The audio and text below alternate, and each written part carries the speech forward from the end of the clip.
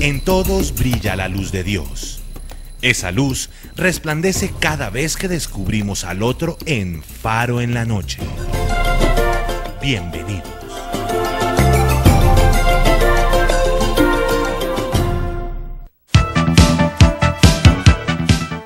Aníbal Blanco nació en Guaycán, Boyacá, el 18 de enero de 1994, cuando podaba un pino en la finca de su padre, se cayó y quedó parapléjico en una silla de ruedas. Resalta que al inicio fue muy duro para adaptarse a esta nueva forma de vida, sin embargo buscó espacios donde encontró personas con su misma condición y fue así como llegó a formar parte del Consejo Local de Discapacidad de Kennedy, donde tuvo la oportunidad de ayudar a muchas personas con limitaciones físicas.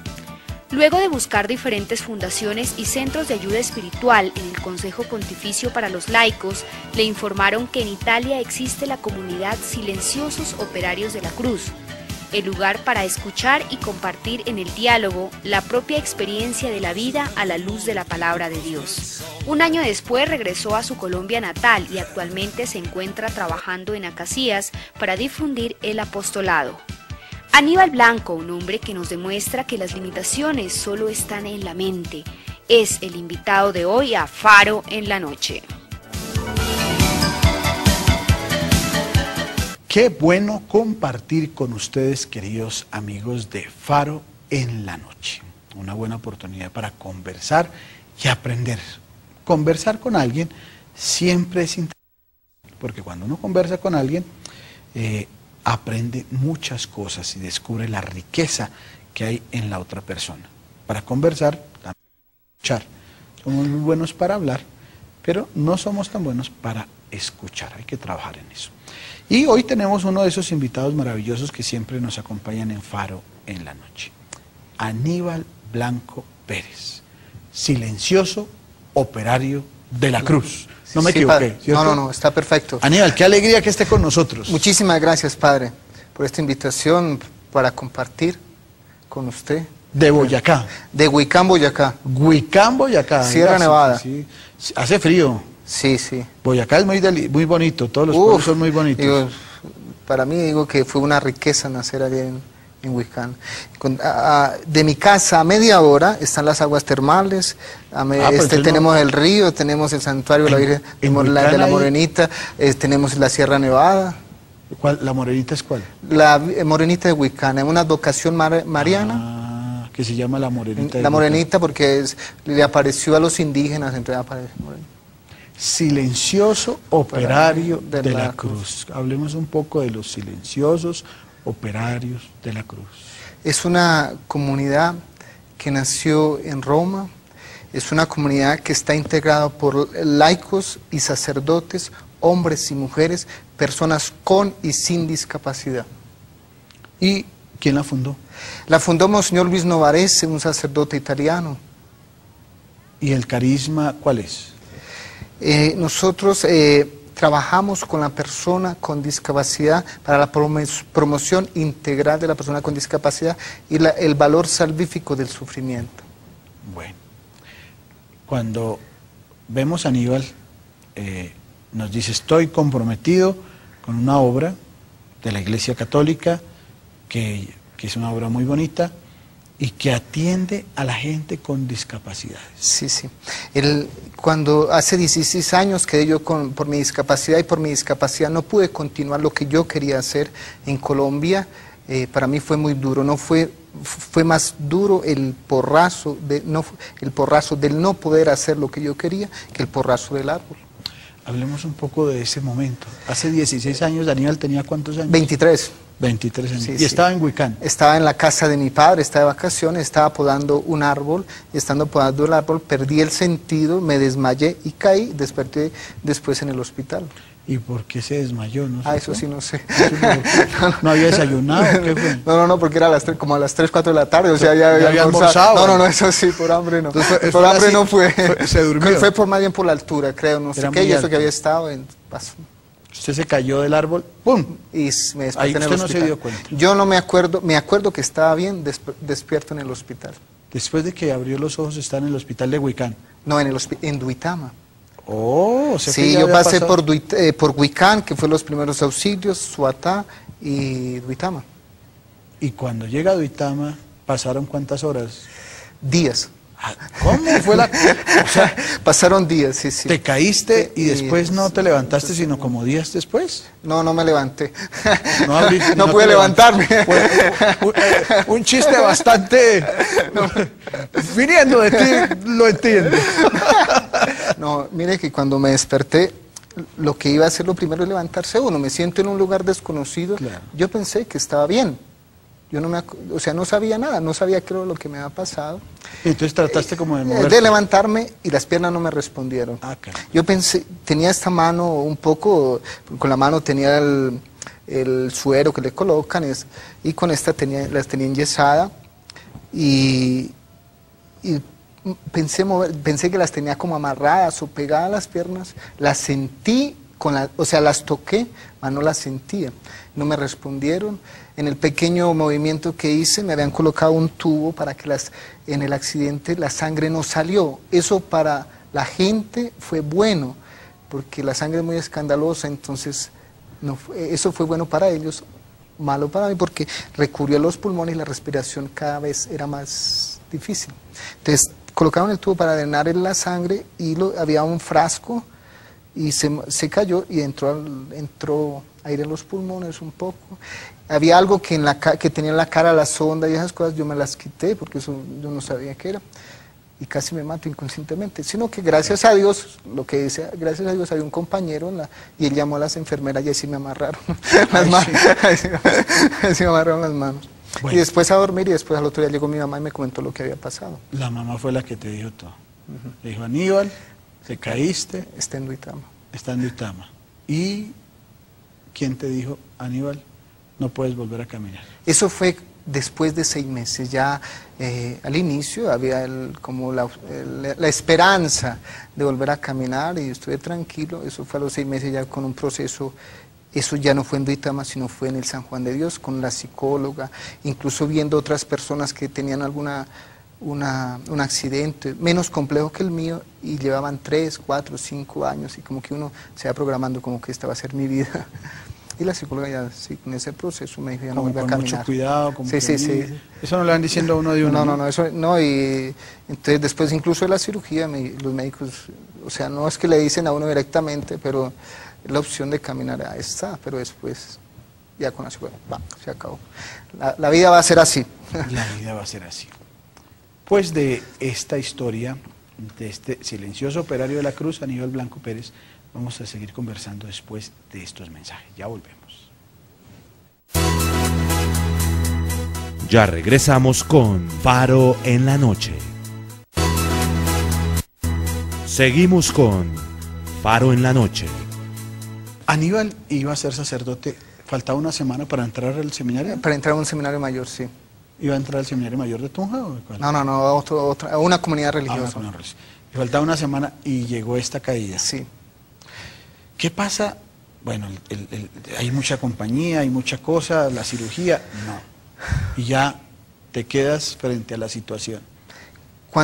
Cuando la psicóloga me dice que no volví a caminar, yo llamo al promotor vocacional y le comento, ya yo me lo imaginaba, y me dice, así no puede continuar el sacerdocio, hable con su párroco, y eso fue lo que me dijo. Chao. Y chao, hasta ahí, eso para mí fue durísimo. Claro. Para mí fue, y incluso para la psicóloga, eso decía, ¿por qué no? Empieza a haber cuestionamiento. Incluso de ella sí, porque esta cosa, ¿no? Incluso los sacerdotes que trabajan en el hospital como capellán, no se podía continuar vía al sacerdocio. Tu mamá te dice, yo le pedí a la morenita de Huicán que te diera la vida. Sí, dice que te mi mamá cuidara. que cuando no me vio en el árbol ni sintió el machete, yo estaba bajando el árbol, me dice, morenita, yo lo quiero vivo. Yo decía desde ahí, desde ese momento, cómo se unen las dos madres, la espiritual y la corporal, para darme en la vida. porque en el campo y de la casa a la carretera es lejitos un poco, comenzando por los movimientos. Mi accidente sí fue bajando en el árbol, en los traslados no hubo nada, lo hicieron bien, como dice, me trasladaron fue en una puerta de madera, o sea, eso sí fue bien. Yo creo que todo, llegar al hospital y las opciones de vida eran poquísimas, a Huicán lo mismo, Suatá, en Duitama lo mismo, pero el proyecto de Dios era otro. De todas maneras, Aníbal, que tiene una chispa impresionante, va y le dice a la mamá, usted le dijo que le devolviera la vida, pero le dio también pedir que le ayudara a caminar, ¿cómo fue? No, pero después yo con el tiempo decían que como alguien trata uno de buscar un culpable, buscando un culpable, que el árbol, que el papá por ahí le ha dicho, yo le decía varias veces que la culpable es que yo no caminara a mi mamá. ¿Por qué? Porque le pido a la Virgen que yo lo quiero vivo. Y le dije, mamá, y eso es lo que yo estoy, tengo la vida. Se le olvidó pedir que caminando. No, entonces yo decía, pero después ya de un proceso, cuando ya se acepta la limitación y se toma que hay un sentido de vida, que así la vida tiene un sentido, entonces ya fue por molestar, pero como a veces, como decir, mamá, la vida, no es, el caminar no es todo en la vida. Hubo lucha interior, hubo pelea decepción. con Dios. ¿Cómo fue cuéntanos, ¿cómo fue ese momento de ya, Aníbal se fue para la casa en silla de ruedas? Sí, al inicio yo me fui para la casa incluso sin saber pasar de la cama a la silla, de la silla a la cama, sin saber. Mire, yo siento de aquí para arriba, de aquí para abajo no siento. El cuidado con este cuerpo que sigue siendo parte mía, como mi niño, yo lo llamo mi niño, que tengo que tener cuidado.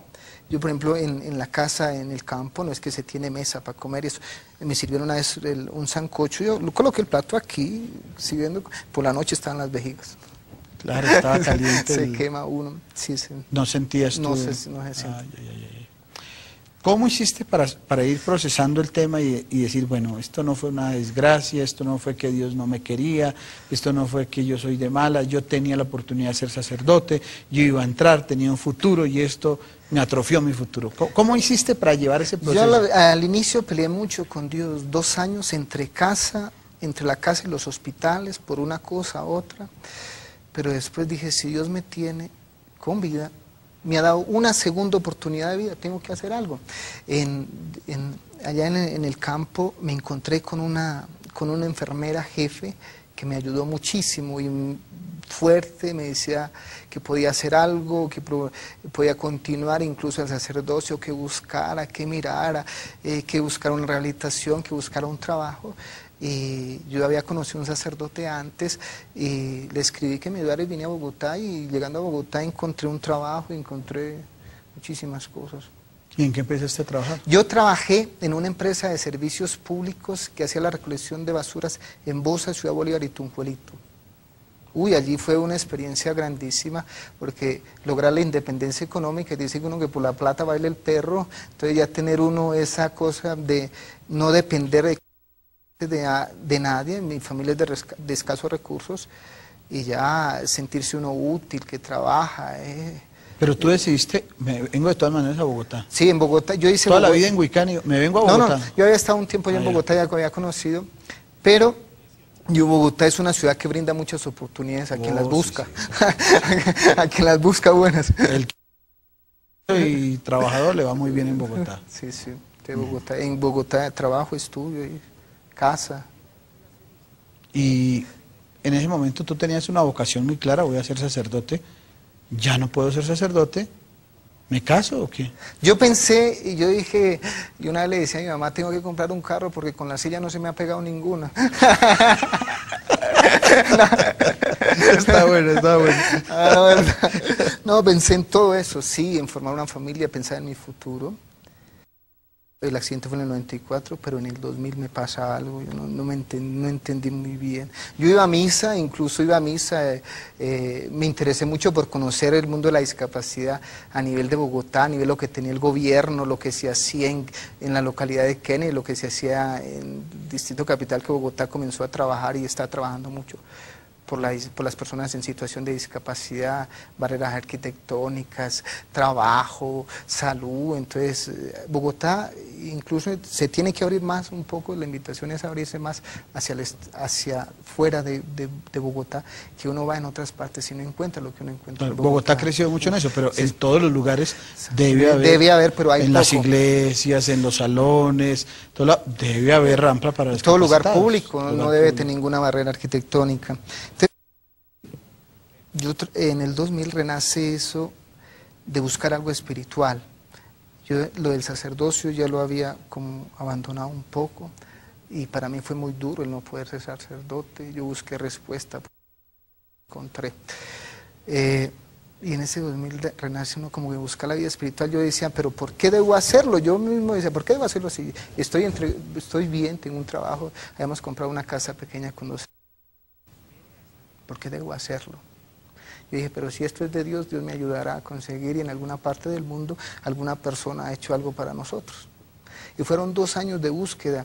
En Colombia comencé de algunas comunidades, yo buscaba más laical, las comunidades que trabajan con las personas enfermas, pero uno de los requisitos es estar físicamente bien.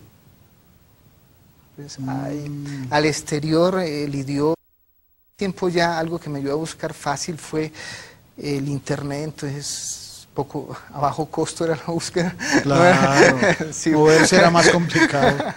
Sí, el internet, entonces incluso comencé a conocer todos los movimientos laicales, comunidades laicales que están al exterior o en Colombia, pero siempre la limitación fue un limitante para eso. Pero después de 1 año ya casi de buscar, yo quería buscar una respuesta que me dijera que sí, que esto no fuera mío, y fue y realicé un retiro en el Fallet de Charité, y esto me dijo que sí debía continuar, que debía continuar buscando. Y después de 1 año de buscar, escribí al Consejo Pontificio para los Laicos, como que dice, si ellos no me resuelven ya... Ellos ya tienen que resolver el tema. Si no, ya si la Santa Sede no resuelve, no existe. Sí, entonces de allá me llegó una carta, yo escribo en español, me llegó una carta en español de un monseñor español que trabaja en el Vaticano, y me dice, en Italia se encuentra esta comunidad que lo puede orientar. Y me dio el correo, yo busqué por internet y les escribí a ellos, y ellos me respondieron en italiano. Yo fui tildado de loco, porque decían, ¿cómo una persona en situación de discapacidad puede aspirar a la vida religiosa? Eso es imposible. Claro, siempre genera el cuestionamiento. Entonces, sí, pero... y pienso que puede ser por el tema de que el sacerdote, el religioso, tiene que estar en continuo servicio y movimiento. Una persona en discapacidad, entre comillas, no podría moverse no estar al servicio, porque tendrían que estar siempre cuidándolo. Sí, pienso pero yo, ¿no? Pero entonces ya el sacerdote le queda con alguna limitación, entonces deja de ser sacerdote. Claro. Tendría que ser. Ahí aparece ese cuestionamiento, claro. Sí, pero entonces, incluso con algunos sacerdotes, algunos sacerdotes que están en situación de discapacidad, por ejemplo, uno en España, hablábamos un poco y esa era la respuesta. Me llega le escribo a esta comunidad, mire que yo escribí, esto fue ya casi a inicios del 2001, escribo al Consejo Pontificio para los Laicos, y esta comunidad se encontraba realizando los estatutos para la Confederación Internacional, para una confederación internacional, y como para la comunidad que nosotros antes dependíamos de lo del clero, ahora una comunidad con más laicos que sacerdotes, entonces se debía depender del Consejo Pontificio para los Laicos. Estamos hablando de los silenciosos operarios de la cruz. Ellos vamos a hablar en el siguiente segmento de Faro en la Noche. Ya volvemos. Ya regresamos con Faro en la... Seguimos con Faro en la Noche. Aníbal empieza el contacto con los silenciosos operarios de la cruz. Sí. ¿Y qué te dijeron ellos? Ellos comenzaron nosotros iniciamos la comunicación. Ellos me respondían en italiano, yo busqué aquí en Colombia quien me ayudara a hacer la traducción, porque incluso fue tildado de loco porque una persona así no puede buscar. Entonces yo llamé a la embajada de Italia, me dijeron, hay un instituto de cultura italiana, entonces allí me ayudaron a hacer la traducción y así comenzó la comunicación. Ellos a finales del 2001 me envían como una guía para conformar un grupo en la parroquia, como el trabajo apostólico que hace la comunidad. Mire que uno pensaba varias veces, yo tengo que hacer algo grande o comenzar por algo grande, y la invitación que me llega es, comience a trabajar en su parroquia, comience a realizar en su parroquia, comience a mirar en su parroquia. Entonces nos llega esto para conformar un grupito de personas con y sin discapacidad, y que en este grupo se haga un camino a la luz de la palabra de Dios, un camino espiritual a la luz de la palabra de Dios. Y así se comenzó un trabajo en la parroquia de la diócesis de Fontibón, Nuestra Señora de la Salud, en el barrio Boitá. Entonces con esta guía que nos envían ellos para los encuentros, con una compañera invidente, fuimos y le propusimos al párroco que queríamos formar un grupo así, de estas condiciones. Dijo, sí, con esta guía, sí. Entonces hicimos la invitación en la misa de los domingos, que queríamos conformar un grupo de personas, de familias que tuvieran hijos en situación de discapacidad, y que nos reuníamos el próximo domingo. Pero una sorpresa fue que la mayoría llegaban en buscar, ¿y ustedes qué nos dan? Buscaban lo material y no lo espiritual, que era lo que nosotros ofrecíamos un poco. Pero así con un poco a poco se fue conformando el grupo, y fue una experiencia grandísima. Por ejemplo, nos reuníamos varias veces antes de la sacristía, y cuando llegaban todos los ministros que a preparar la celebración eucarística, ¿y estos qué hacen? Unos en silla de ruedas, otros invidentes, otros con síndrome de Down, ¿y qué hacen aquí? ¿Qué? ¿Ustedes qué? ¿Ustedes qué? Pero nosotros, ahí se comenzó, e incluso ya se comenzó a trabajar. El párroco nos invitó a ser parte activa de la parroquia, que eso es lo que quiere, lo que quería nuestro apostolado, y lo que quiere el desarrollo integral de la persona en situación de discapacidad. Pasar de ser inactivos a ser activos, pasar de ser sujetos activos en la iglesia y en la sociedad. Nuestro bautismo también no es un bauticito, algo pequeñito, sino que nosotros también tenemos una misión en la iglesia, como bautizados, y todos en los documentos de la iglesia dice, todos los bautizados se puede ser discípulos y misioneros, no dice, excepto los discapacitados. Claro que no, ni más faltaba, por supuesto. Y es un lindo testimonio el que nos estás contando, Aníbal, porque yo creo que muchos cristovidentes también experimentan ciertas situaciones de discapacidad, que no es incapacidad, ¿cierto? Sí. Y están llamados a participar en la vida de la iglesia, participando como catequistas, como colaboradores de parroquia, y también en el mundo. O sea, si lo que tú dices puede ser cierto. Algunas personas de pronto discapacitadas pueden servirse de su discapacidad para volverse asistencialistas, empezar a pedir, pero es una mínima parte de la cantidad de gente que debe estar dispuesta a hacer otras cosas. Sí, por ejemplo, algunos mirando la discapacidad y sabiéndola manejar es un buen negocio. ¿Cómo así? No, porque si yo digo, yo no puedo hacer nada, mi familia me da todo, si yo hago cosas, si me dan, entonces se puede volver un negocio, yo dependo de eso, pero ¿a dónde está lo moral, lo de la persona, dónde está? Claro, claro. Yo también puedo ser productivo. ¿Tú trabajas, sigues trabajando? Yo ahora soy ya parte de la comunidad, entonces estoy trabajando en la misión que Dios me encomienda. Bueno, ¿cuál es la misión que Dios te encomienda y cuál es la labor? O sea, si muchas personas quisieran de pronto decir, oiga, qué bueno que haya una comunidad en la Iglesia Católica que atienda a los discapacitados, háblenos un poco de dónde pueden contactarse, ¿hay alguna página, hay algún teléfono, hay algo? Sí, mire, aquí en Colombia la comunidad ya ha hecho un grande labor. Nosotros comenzamos, lo que decía, cuando me llegó la invitación a mí, fue a trabajar en la parroquia, conformar grupitos parroquiales. personas con y sin discapacidad. Por ejemplo, una experiencia grandísima, pues una de las experiencias, yo me acuerdo que una señorita con síndrome de Down, ahí ya 20 años y no había hecho la primera comunión, dice, en el grupo se preparó para hacer la primera comunión. Y una de las cosas primero que se enseñaba era santiguarse. Y un día dijimos, ¿quién hace la oración final? Dijo, alzó la mano y dijo yo, y hizo la señal de la cruz. Y esa fue su oración y se le respetó. Lindo.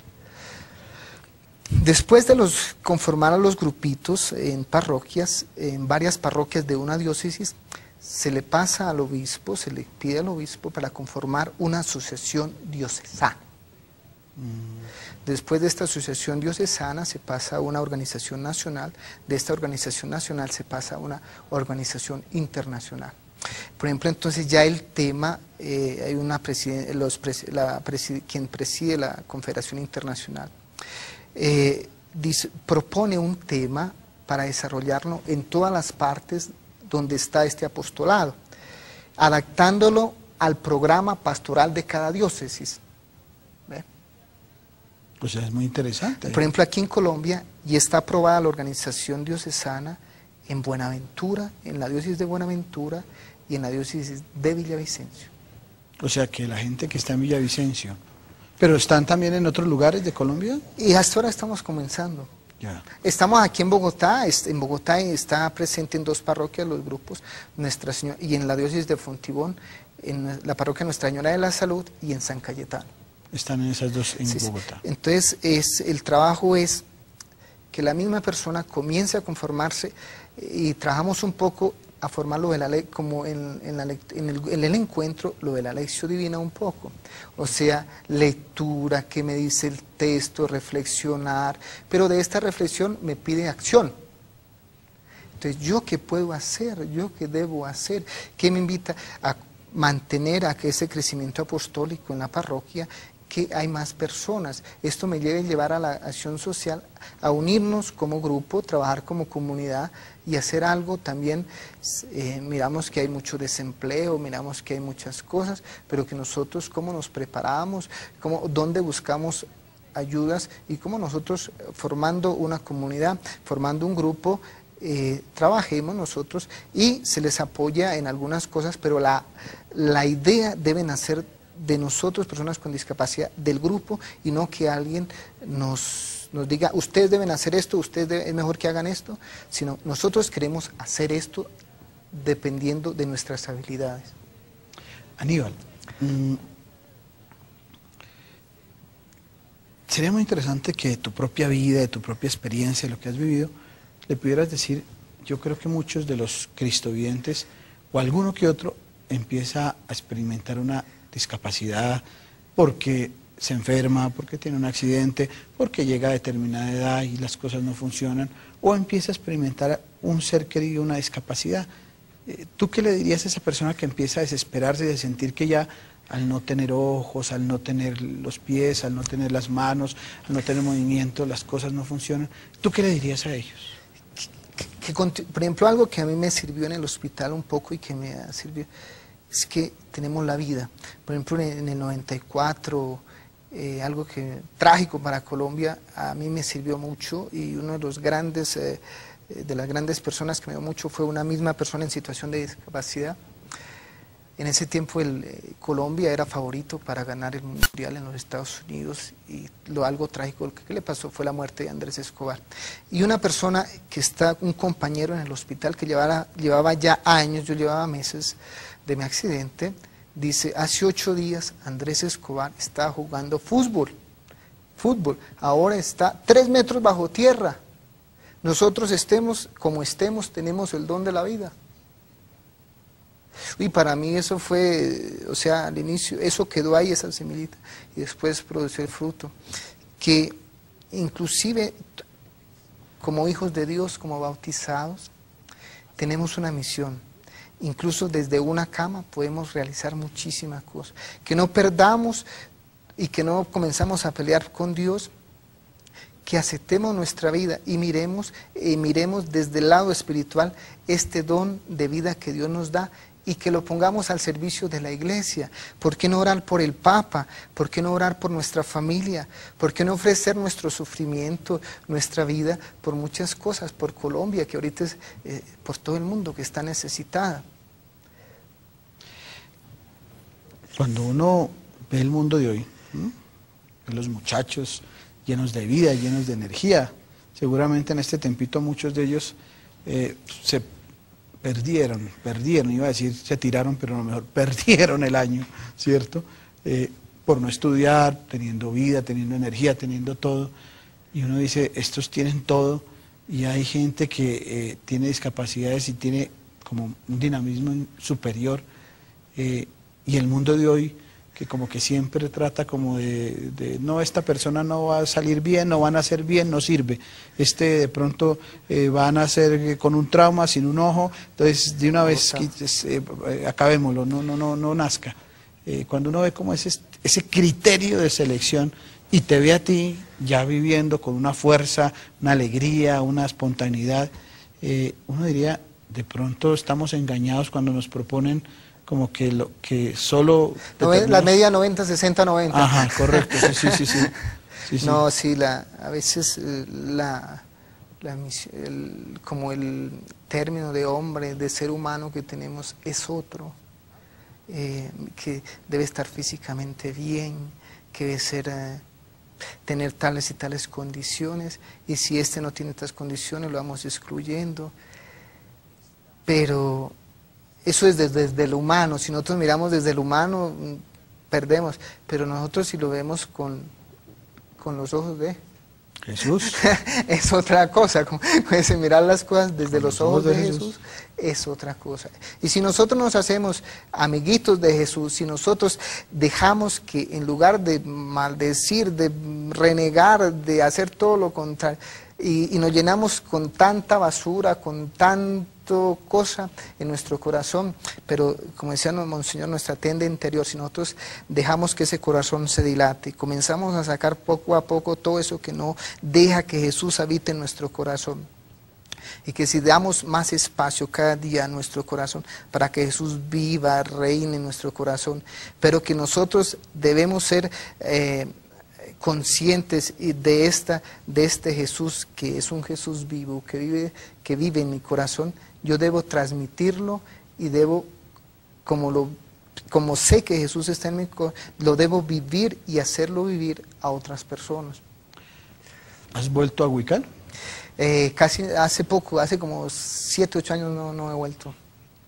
Cuando fuiste y entrabas y veías el árbol donde sucedió todo, ¿qué pasa? No, yo viví tiempo al árbol, nunca le eché la culpa. Yo a eso sí estoy tranquilo, que el árbol nadie tuvo la culpa para quedar así. Pero cuando ves ese momento, dices, de ahí fue la situación.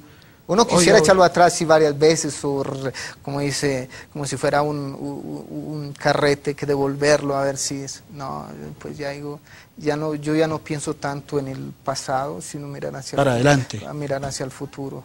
Que lo del pasado que me enseñó y que me formó, eso sí debo tomarlo, eso sí, pero las cosas tristes y eso ya se quedaron allá. Muy interesante esa lección, ¿no?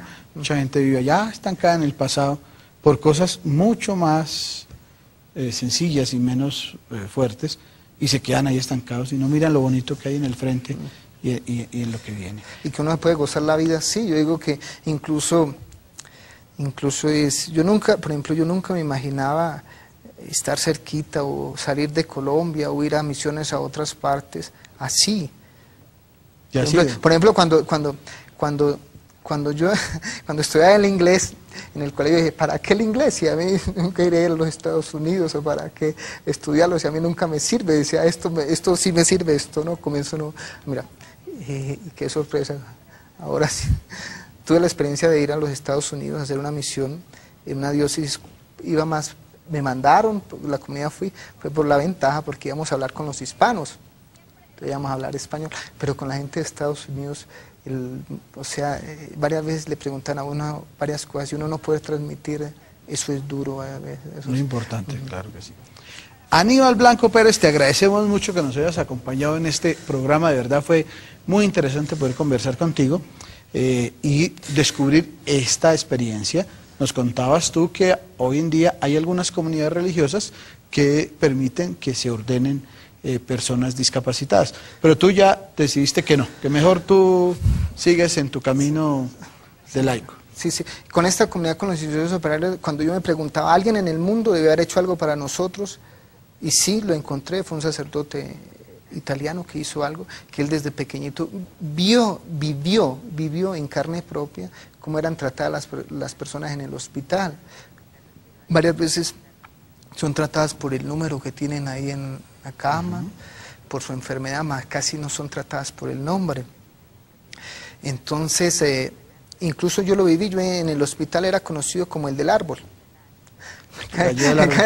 Me caí del árbol. Pero mirar que en la comunidad nuestra los primeros silenciosos fueron personas incluso que con grandes limitaciones, incluso que vivían su vida casi desde una cama, y desde allí desde una cama hicieron su misión. Y ellos fueron los que Monseñor primero creó el apostolado, y después ellos quisieron entregar toda su vida, consagrarse toda su vida al servicio de los otros hermanos, y le hicieron la propuesta de conformar una comunidad, y Monseñor sí comenzó una comunidad, hombres y mujeres, sacerdotes y laicos, con y sin discapacidad. Nuestra comunidad Silenciosos Operarios de la Cruz, la discapacidad no es un impedimento. Claro que hay que hacer todo el proceso vocacional, hay que mirar también, sí, y se puede entrar. Te agradecemos mucho a estar con nosotros, y este canal es tu casa. Uy, gracias, padre. Miramos a ver si podemos hacer un programa para yo poder dar que sí. Este canal está abierto para todos, y qué bueno que todas las personas sientan que son parte de la iglesia. Una buena oportunidad es descubrir que todos tenemos una misión en la iglesia y en el mundo. Y que lo que decía Monseñor es, la iglesia ya lo ha tomado, las obras, por ejemplo, miremos la Christi Fidelis Laici, la Salvifici Doloris, y ahora en este último miraba un poco que el Papa como llama la atención a la iglesia y a las iglesias, a los sacerdotes, de estar atentos con aquellas personas sordas, para cómo celebrar la Eucaristía, claro, para entender eso. Estar mucho más atentos. Muchas gracias por estar con nosotros. Muchísimas gracias, Padre, y gracias al de arriba. Y el canal Cristovisión es tu casa. Gracias. Queridos amigos, muchas gracias por estar con nosotros, y qué bueno poder descubrir que muchas maneras estamos nosotros en este mundo invitados a ver el mundo con los ojos de Jesús. Quédense en la programación del canal Cristovisión.